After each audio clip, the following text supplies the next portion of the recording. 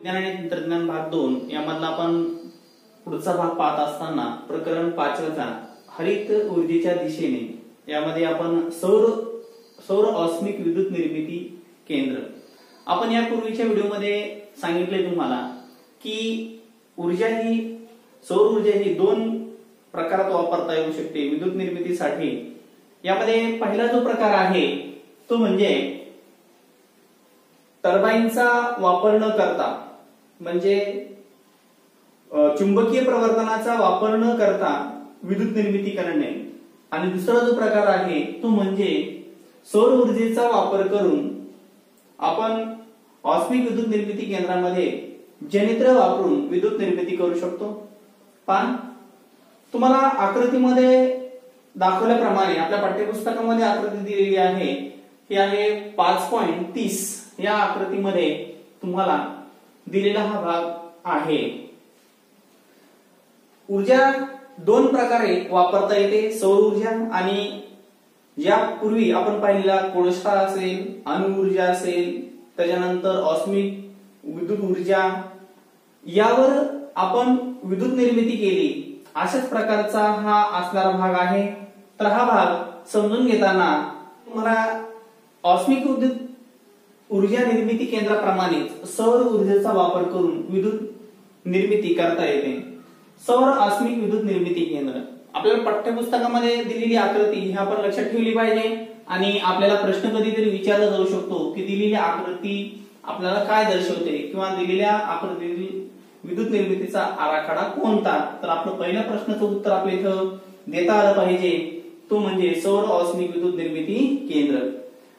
या ठिकाणी सौर ऊर्जेचा वापर करून परावर्तकाच्या सहाय्याने आणि शोषकाच्या सहाय्याने पाण्याचं रूपांतरण हे वाफेत करता येतं, आणि वाफेत केल्यानंतर ही वाफ नंतर आपल्याला टर्बाइन फिरवण्यासाठी यापर्यंत आपल्या या ठिकाणी हे जे काही टर्बाइन्स आहेत ह्या टर्बाइन पर्यंत आणता येते, आणि टर्बाइन फिरल्या गेली तर जनरेटर फिरते, आणि जनरेटरमुळे पॉवर ग्रिड याद्वारे आपल्याला विद्युत ही आपल्याला वापरता येऊ शकते।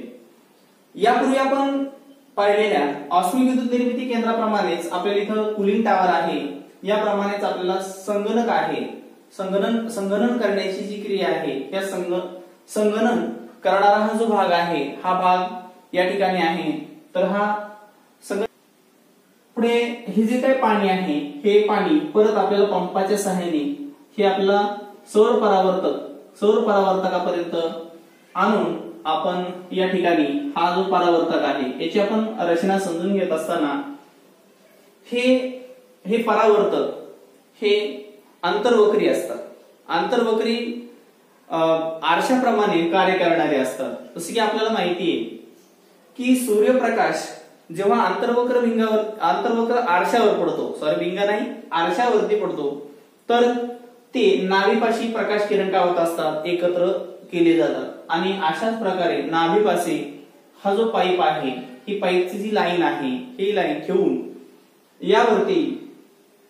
यावरती शोषक म्हणजे काळा रंगासारखे भाग बसून या ठिकाणी उष्णता या ठिकाणी शोषल्या जाते, आणि ह्या ठिकाणी एकत्र केलेली जी उष्णता आहे या उष्णतेमुळे या पाईप मधून वाहणारे जे पाणी आहे हे पाणी हे उष्ण होतं आणि यापासून वाफ तयार होते, आणि अशाच प्रकारची ही वाफ जी आहे ही वाफ उच्च दाबाची ही वाफ जी आहे तर ही वाफ ह्या टर्बाइन पर्यंत आणली जाते, आणि याद्वारे टर्बाइन फिरवली जातात। परत हीच वाफ नंतर या संगणन क्रियेद्वारे कूलिंग टॉवरद्वारे ही जी पाणी आहे हे पाणी थंड करून या वाफेचं रूपांतरण पाण्यात करून हेच पाणी आपल्याला पुन्हा वापरता येऊ शकते। या ठिकाणी दिसणारा हा सौर ऊर्जा हा जो भाग आहे यामध्ये हा सौर ऊर्जेचा भाग, आणि या ठिकाणी दिसणारा हा भाग, हीच आकृती या ठिकाणी तुम्हाला थोडीशी विस्तृत स्वरूपामध्ये दाखवलेली आहे। म्हणजे या ठिकाणी सौर ऊर्जेचा वापर करून हे आंतरवक्र भागावरती आरशाच्या प्रमाणे असणारा भाग असतो, आणि यावरती प्रकाश किरण एकवटले जातात, नाभीपाशी एकवटले जातात, आणि नाभीपाशी एकवटल्यानंतर या ठिकाणी उष्णता ही शोषून घेतली जाते, आणि ह्या उष्णतेपासून वाफ तयार करून या वाफेवर टर्बाइन फिरवले जातात, आणि हे टर्बाइन्स हे टर्बाइन्स हे जनित्राला फिरवते आणि जनित्रद्वारे आपल्याला विद्युत निर्मिती करता येऊ शकते। आता यामध्ये ऑस्मिक विद्युत ऊर्जा प्रकाश ऊर्जेपासून आपल्याला दोन ऊर्जा मिळत असतात हे आपल्याला माहिती आहे, एक आहे प्रकाश ऊर्जा आणि दुसरं आहे उष्णता ऊर्जा। तर यामध्ये आपण उष्णता ऊर्जेचा वापर करून सौर ऑस्मिक विद्युत निर्मिती केंद्रामध्ये विद्युत निर्मिती करता येते। सौर ऑस्मिक विद्युत निर्मिती केंद्रामध्ये विविध टप्पे आपल्याला या ठिकाणी दिले आहेत, हे विविध टप्पे आपण समजून घेऊया। पहिला टप्पा कोणता आहे तर सूर्यप्रकाश एकत्रित करण्यासाठी परावर्तक हा या ठिकाणी आहे। परावर्तकाद्वारे काय केले जातात, सूर्यप्रकाश किरण या ठिकाणी एकत्र केले जातात आणि एकत्र केलेले प्रकाश किरण नंतर एकत्रित झालेल्या सूर्यप्रकाशातील ऊर्जा शोषण्यासाठी या ठिकाणी शोषक दिलेला भाग आहे। म्हणजे परावर्तक हा यामधला हा झाला पहिला टप्पा। त्यानंतरचा दुसरा टप्पा जो आहे तो म्हणजे या ठिकाणचा असणारा हा जो भाग आहे तर हा आहे शोषक। शोषक हा दुसरा टप्पा आहे। मग आपल्याला टप्पा लक्षात असला पाहिजे की एकत्रित प्रकाश किरण शोषण्यासाठी या ठिकाणी शोषक बसवलेला आहे।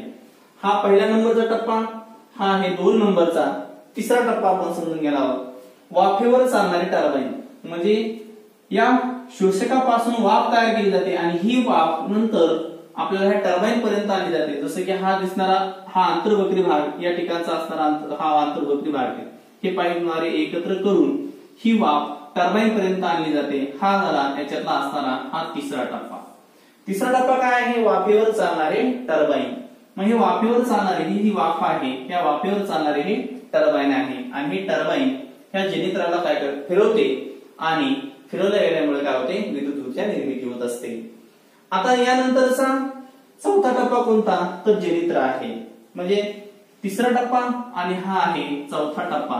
हा चौथा टप्पा काय करतो तर विद्युत निर्मिती करत असतो आणि अशा प्रकारे या ठिकाणी ही जी आहे ही या ठिकाणी ही विद्युत ऊर्जा हा असणारा सगळ्यात शेवटचा असणारा भाग म्हणजे विद्युत ऊर्जा।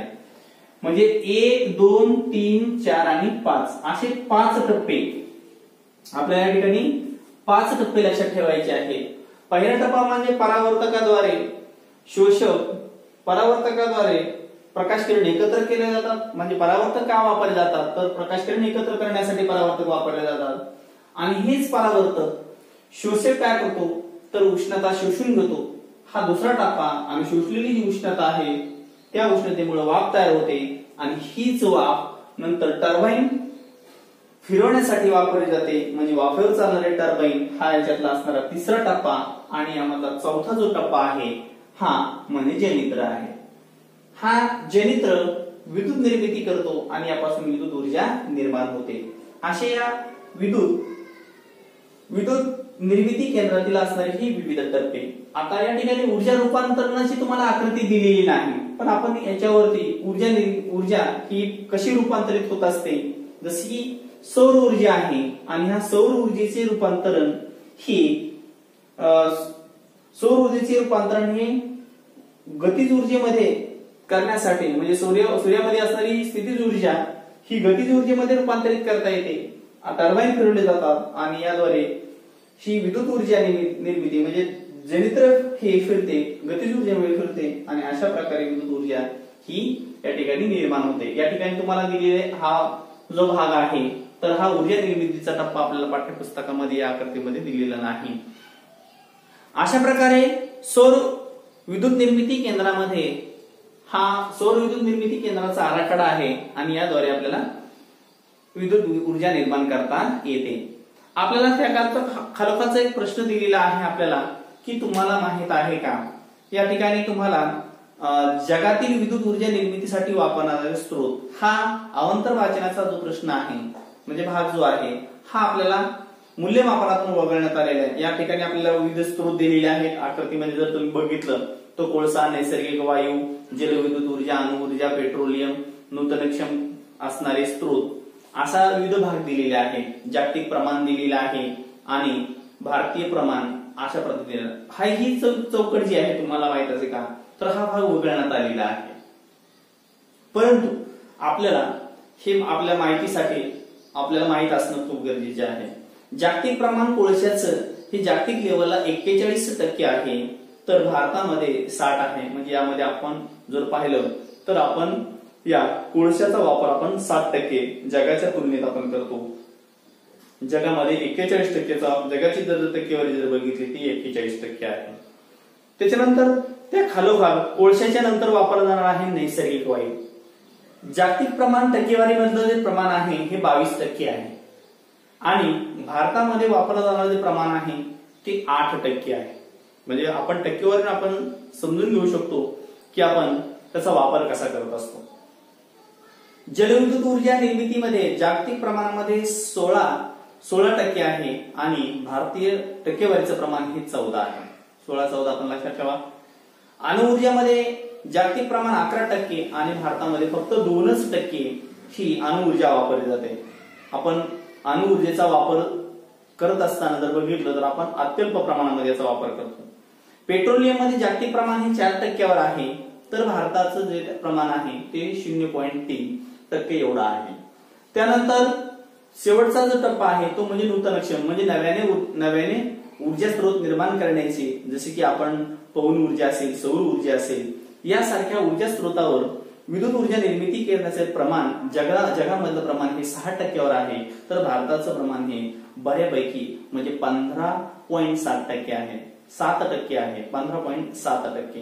म्हणजे आपण याचा जर टक्केवारी जर पाहिली तर हे जास्त आहे. याचं मुख्य कारण म्हणजे भारतामध्ये सौर ऊर्जा ही मोठ्या प्रमाणामध्ये आपल्याला मिळते आणि यापासून आपण या स्रोताचा वापर करून विद्युत ऊर्जा निर्मिती करू शकतो.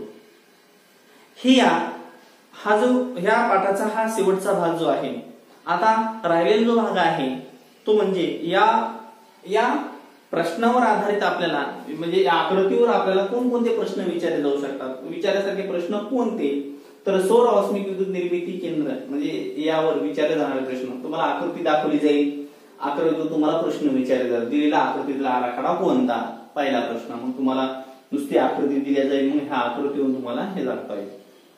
दुसरा प्रश्न प्रकार जो आहे तो म्हणजे आकृती दिली, आकृतीला तुम्हाला नावं देण्यासाठी तुम्हाला भाग रिकामा सोडला जाईल. जसं की 2020च्या प्रश्नपत्रिकेमध्ये विज्ञान 2 मध्ये मानवी एक आकृती दिली होती आणि त्या मानवी आकृतीला काही भागांना नावे द्यायची बाकी ठेवली होती. अशाच प्रकारचे प्रश्न तुम्हाला इथं नावं उघडून तुम्हाला इथं चौकटी देऊन तुम्हाला अशा पद्धतीनं चौकटी देऊन या चौकटीमध्ये तुम्हाला नावं द्यायला लावणार. असा जो भाग आहे तर या ठिकाणी तुम्हाला असं पुरं ठेवून तुम्हाला प्रश्न विचारले जाऊ शकतात. या ठिकाणच्या भागाला आपण काय नाव देणार, आपल्याला नावं द्यायला लावते.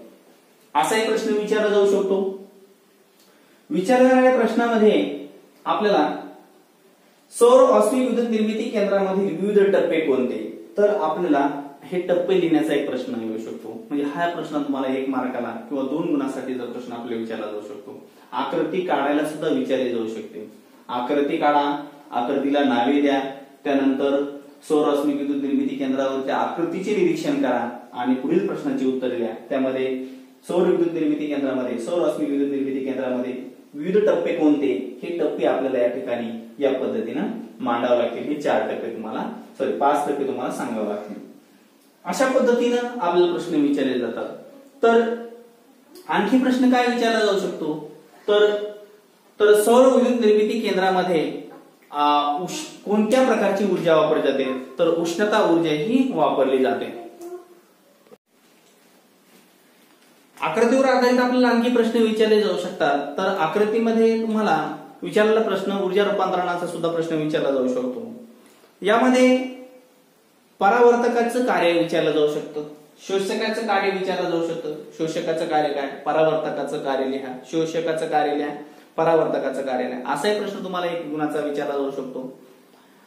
या ठिकाणी तुम्हाला कोणत्या स्वरूपात ऊर्जा वापरली जाते, तर उष्णता रूपानं ऊर्जा वापरली जाते असा प्रश्न तुम्हाला विचारला जाऊ शकतो. असे प्रश्न तुम्हाला या आकृतीतून विचारले जाऊ शकतात. स्वाध्यायाचा भाग पहा. आकृती तुम्हाला दिलेला जो भाग आहे तर हा तुम्हाला सोडवता येणारा भाग आहे.